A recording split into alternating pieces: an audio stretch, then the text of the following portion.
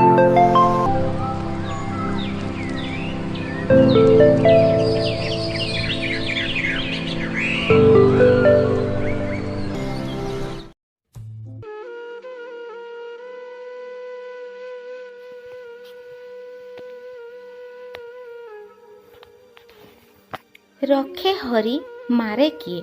ସତରେ ଏହି ଉକ୍ତିଟି ନିଛକ ସତ୍ୟ ଅଟେ। କାରଣ ଭଗବାନ ଯାହାକୁ ବଞ୍ଚାଇ ରଖନ୍ତି ତାକୁ ଯମ କେବେ ନେଇପାରେ ନାହିଁ।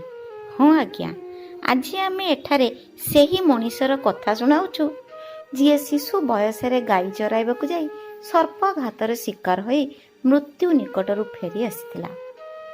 ବାଲେଶ୍ୱର ଜିଲ୍ଲା ବର୍ଦ୍ଧନପୁର ଗ୍ରାମର ପିତା ହରେକୃଷ୍ଣ ସାମଲ ଓ ମାତା ଜୟନ୍ତୀ ସାମଲଙ୍କ ପୁତ୍ର ମନୋରଞ୍ଜନ ସାମଲ।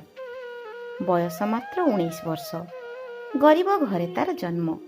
ଖେଳକୁଦ ବୟସରେ ଜୀବନର ସ୍ୱପ୍ନ ଦେଖିବା ବେଳରେ ଗାଈ ଚରାଇବାକୁ ଯିବାବେଳେ ଏକ ରଣା ସାପର ଆଘାତରେ ଶିକାର ହୋଇ ଦୀର୍ଘ ଦିନ କଟକ ବଡ଼ ମେଡିକାଲରେ ଚିକିତ୍ସାଧୀନ ହୋଇଥିଲା। ପୁଅକୁ ସୁସ୍ଥ କରିବା ପାଇଁ ଜୀବନର ସର୍ବସ୍ୱ ହରାଇ ଦେଇଥିଲେ ପିତାମାତା।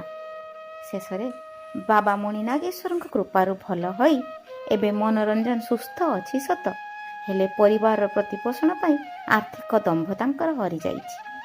ଘରେ ଖାଇବାକୁ ଦାନା ମୁଠାଏ ନାହିଁ।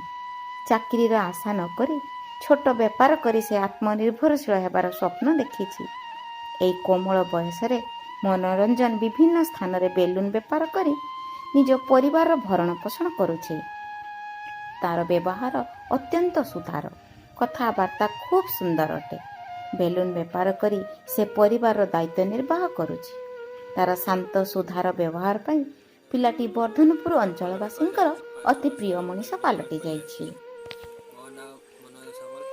ଆମ ଘର ବର୍ଦ୍ଧନପୁର। ବାଲେଶ୍ୱର ମୁଁ ସବୁ ମେଳା ମାସକୁ ଯାଏ ଆଉ ସେଠି ବେପାର କରେ।